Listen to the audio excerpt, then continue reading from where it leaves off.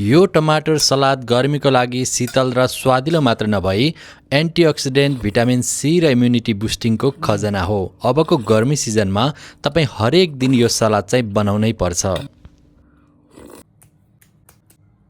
सबैभन्दा पहिला हामी सफा टमाटर लिन्छौँ र यसलाई पेपर टवेलले ड्राई गर्छौँ र यसलाई हाफ चप गरेर यसको टपको भागलाई निकालिदिन्छौँ। अब हामीसँग भएका सबै टमाटरहरूलाई डाइस कट गरी बाउलमा राख्छौँ।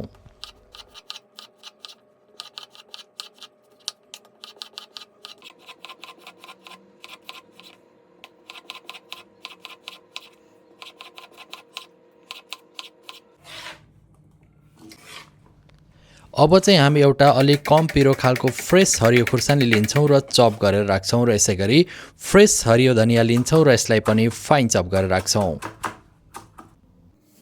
अब यसमा फ्रेस लेमन लिन्छौँ र यसलाई पनि स्क्विज गरेर राखिदिन्छौँ। अब हल्का नुन राखेर यसलाई मजाले मिक्स गर्छौँ।